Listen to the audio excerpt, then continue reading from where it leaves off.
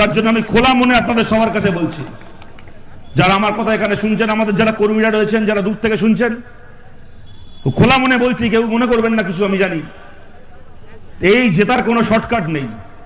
এখনো আমাদের মধ্যে কেউ কেউ যদি এরকম থেকে থাকেন, যিনি ভাবছেন যে হ্যাঁ ঠিক আছে, রাজ্যে তো হাওয়া ঘুরছে, আমাদের মিটিং মিছিলে লোক বাড়ছে, বিজেপির তো এমনি এসআইআর করে অবস্থা খারাপ হয়ে গেছে, এ প্রথম পার্টি যারা নিজেরা নিজের ভোটারের নাম কেটে দেয় লিস্ট থেকে।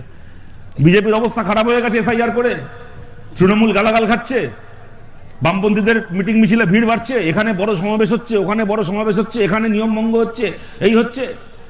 হাওয়া তো ঘুরবে, কদিন পরে তো বামপন্থীরা আবার জিতবে। যখন রাজ্যে একটু হাওয়াটা ঘুরবে, অন্যান্য জায়গায় আমি জিতবো, আমাদের পার্টি জিতবে, তখন পুলিশ আমাদের একটু ভয় পাবে, গুন্ডার একটুখানি গুটিয়ে যাবে, তখন আমি আবার নেবে আমার বুথ এলাকায় আবার ভালো করে পার্টি করব। ওইসব মাথায় নিয়ে যিনি বসে থাকবেন, তার জন্য আজকের দিনের পার্টি নয়। খোলা মনে আপনাদের বলছি, বিধানসভা জিতবো কিনা, লোকসভা জিতবো কিনা পরের কথা, প্রথম কথা, প্রধান কথা, আমার নিজের বুথে আমি জিতবো কিনা, বিধানসভায় জিতবো কিনা তা বড় বড় চিন্তা সারুন। আজকে থেকে প্রতিজ্ঞা করুন, নিজের নিজের বুথে ফিরে গিয়ে নিজের নিজের বুথে পার্টিকে জেতাবেন, সিপিআইএমকে জেতাবেন, বামফ্রন্টকে জেতাবেন, বামজোটকে জেতাবেন। যদি নিজের বুথে জিততে পারি, তাহলে নিজের বিধানসভা জিতবো, তাহলে বাংলা জিতবো। বুথ যার বাংলা তার, কোনো শর্টকাট নেই, নিজের বুথে জিততে হবে। তার জন্য আপনাদেরকে বলছি, ওরা যে ভাষা বোঝে, ওদের সঙ্গে সেই ভাষায় কথা বলে, ওদেরকে সেই ভাষায় উত্তর দিয়ে আমাদেরকে পূর্বস্থলে জিততে হবে। তার জন্য কখনো বলবো না কোনো অসুবিধা হবে না, ওদের হাতে পুলিশ আছে, সব আছে, মামলা মোকদ্দমা করবে, দু চারটে লোকের নামে পুলিশ কেস খাওয়াবে, দু চারজনকে জেলে ভরবে, এই করবে সেই করবে, দু চার দিনের জন্য। আপনাদেরকে বলছি, ওইসব নিয়ে ঘাবড়াবেন না, ভয় পাবেন না।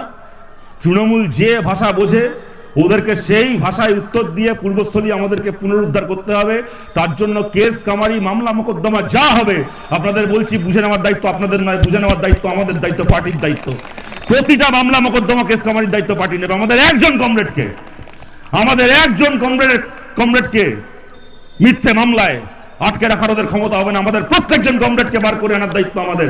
এখানে কমরেড প্রদীপ শাহ বসে আছেন, আপনাদের মনে আছে ওনাকে জেলে ঢোকানো হয়েছিল, এখানে বলেছিল এখানকার বিধায়ক উজ্জ্বল বাবু, সে সময় বলেছিলেন, হ্যাঁ তপন বাবু, এখানকার, আচ্ছা হ্যাঁ পূর্বস্থলী তপন বাবু, সে সময় বলেছিলেন কি কালো চুলে ঢুকবে, সাদা চুলে পাকা চুলে বেরোবে। তো কালো চুলে ঢুকে আমাদের নেতারা কালো চুলেই বেরিয়ে এসছেন।